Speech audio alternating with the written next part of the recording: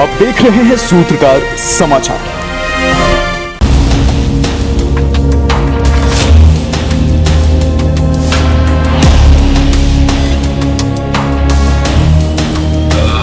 चाईबासा जिला अंतर्गत पुल्हान और सारंडा का जो सीमावर्ती क्षेत्र है, वहाँ पर एक सटीक आसूचना प्राप्त हुई थी, जिसमें कि नक्सली मिसिर बेसरा और अनल का जो टीम है, और खासकर वहाँ का जो मेन मारक दस्ता है, जो अजय महतो, सिंगराई और कांडे होनहागा के नेतृत्व में वहाँ पे कोई बड़ी घटना को अंजाम देने के लिए जमा हुआ है। और ये गुआ और जेटिया थाना के सीमावर्ती क्षेत्र लिपुंगा के आसपास में ये लोग जमा हुआ है, ऐसी सूचना प्राप्त हुई थी। इसी आसूचना के आलोक में संयुक्त बलों के द्वारा एक विशेष अभियान प्रारंभ किया गया। इसमें चाईबासा पुलिस, कोबरा 209 बटालियन की टीमें, झारखंड जगुआर की टीमें और सीआरपीएफ की टीमें इसमें शामिल थी। और जब ये अभियान चल रहा था और सर्च अभियान चल रहा था, तो प्रातः करीब 5:15 के राउंड जो है, जब फोर्सेस सर्च कर रही थी, तो उसी समय जो नक्सलियों ने जो है सर्च टीम पर हमला कर दिया। उसके बाद जो हमारी सर्च टीम्स थी और खासकर जो कोबरा 209 की टीम जो कि जिन पर फायरिंग आई थी, उनके द्वारा आत्मरक्षार्थ फायरिंग शुरू की। काफ़ी देर तक ये मुठभेड़ चली, लगभग पौना घंटा से 1 घंटा के करीब मुठभेड़ चली, जहां दोनों ओर से गोलियां चली। इसके पश्चात जब मुठभेड़ खत्म हुई, तो सुरक्षा बलों के द्वारा पूरे क्षेत्र को सर्च किया गया। और इस सर्चिंग के क्रम में जो है 4 नक्सली मृत पाए गए, जिनकी बॉडीज रिकवर की गई है। इसके अलावा 2 नक्सली जो है वो भागने के क्रम में सुरक्षा बलों के द्वारा पकड़े गए। भारी मात्रा में हथियारों की भी बरामदगी, सोफिस्टिकेटेड वेपन्स की बरामदगी हुई है। जो नक्सली मारे गए हैं, उनमें मुख्य रूप से जोनल कमांडर कांडे होनहागा, जो कि थलकोबाद चाईबासा का रहने वाला है, ये जोनल कमांडर था, इनामी नक्सली है। इसके अलावा सिंगराई उर्फ मनोज, ये सब जोनल कमेटी मेंबर है, और ये मुख्य रूप से ये छत्तीसगढ़ कुंजाम जयगुड़ थाने का रहने वाला है। इसके अलावा एक दस्ता सदस्य जोंगा उर्फ तुर्की, ये बेसिकली एक महिला मेंबर थी दस्ते की, वो। और सूर्या उर्फ ममता देवगम उर्फ मुंडा, ये एक दस्ता सदस्य है। इन चारों की डेड बॉडीज रिकवर हुई है।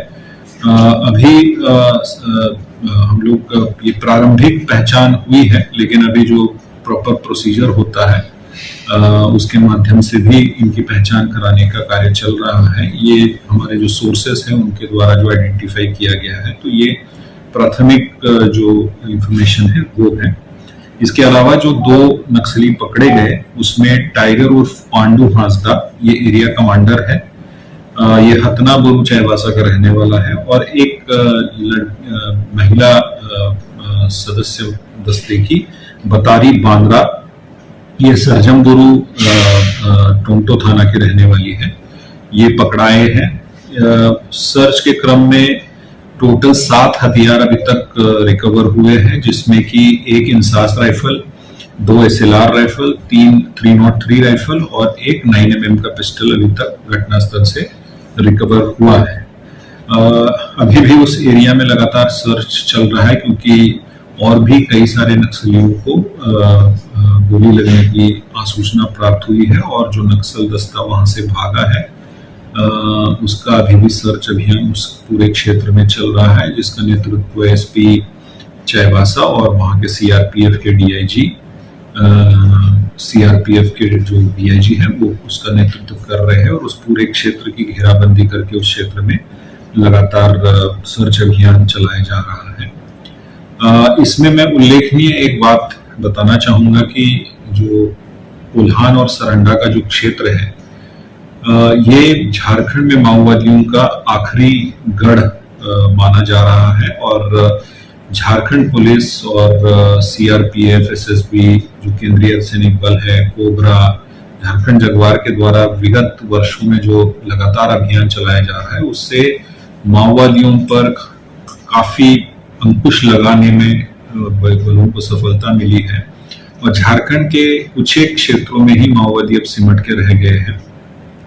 बाकी सभी जो इनके मेजर क्षेत्र थे, चाहे बूढ़ा पहाड़ हो या चतरा वाला इलाका हो, लातेहार, गुमला, लोहरदगा का इलाका हो, रांची का इलाका हो, पारसनाथ का इलाका हो, इनमें लगभग जो है माओवादियों की गतिविधियों पर पूर्ण रूप से अंकुश लगाने में पुलिस को सफलता प्राप्त हुई है। विगत वर्षों में कई सारे माओवादी मारे गए हैं, सरेंडर किए हैं। इसके अलावा कई सारे इनामी लीडर्स पकड़े भी गए हैं।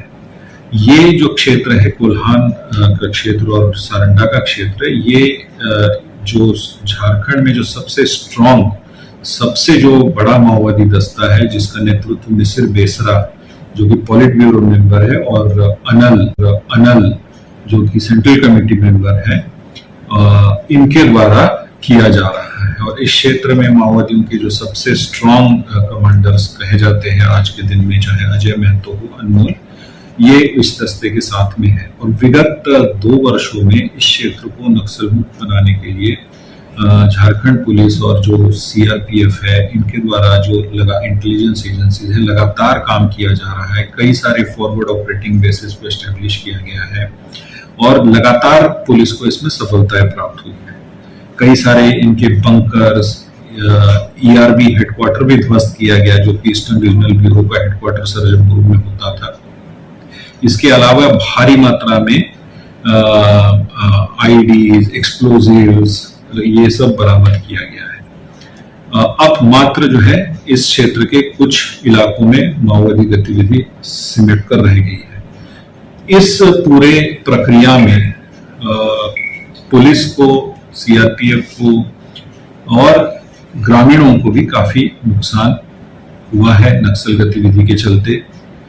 इस क्षेत्र में अभियान के क्रम में कई हमारे ऐसे साथी पुलिसकर्मी जो है वो आईडी के चपेट में आकर शहीद हुए या उन्हें गंभीर रूप से वो जख्मी हुए।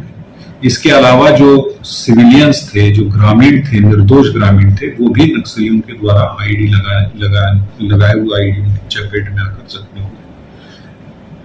ये इसमें मैं इसलिए बता रहा हूं क्योंकि इस जो आज का जो घटनाक्रम है उसमें जो 2 लोग मारे गए हैं, जिसमें कि सिंगराय जो कि छत्तीसगढ़ का रहने वाला है और कांडे होमभागा, ये माओवादियों के इस टीम के आईडी के एक्सपर्ट्स माने जाते थे और इस पूरे क्षेत्र में आईडी बिछाने का काम, उसकी मॉनिटरिंग का काम सिंगराय को दिया गया था और उसके द्वारा ही आईडीज प्लान किए जाते थे। तो ये एक हिस्टोरिक अचीवमेंट मैं कहूंगा। एक तो क्योंकि जो पहली बार सारंडा कोल्हान में विगत वर्षों में इस तरह की मुठभेड़ हुई है जिसमें कि पुलिस और सीआरपीएफ को इतनी भारी सफलता मिली है, जिसमें कि इनके टॉप कमांडर मारे गए हैं, भारी मात्रा में हथियार बरामद हुए हैं और मुठभेड़ के समय ही माओवादी पकड़ाए भी है। इनका जो ये जो स्ट्रॉन्ग दस्ता था उसको भारी क्षति पहुंची है और जो बचे हुए माओवादी है उनके खिलाफ भी धरपकड़ की कार्रवाई चल रही है। तो सुरक्षा बलों के लिए एक बहुत ही मनोबल बढ़ाने वाली बात है, क्योंकि सिंगराय और कांडे होमभागा जिनके द्वारा जो आईडीज का जाल बिछाया जाता था, निश्चित रूप से मैं कहूंगा कि इस घटना के बाद एक बहुत बड़ा मनोबल हमारा ऊंचा हुआ है, क्योंकि हमारे कई सारे साथी जो है इसमें जख्मी हुए हैं, शहीद हुए हैं। तो ये एक बड़ी अचीवमेंट है। इसके अलावा इस क्षेत्र में उस दस्ते को इस तरह की क्षति नहीं पहुंच पा रही थी, जो कि निश्चित रूप से उस मायने में एक बड़ी अचीवमेंट है।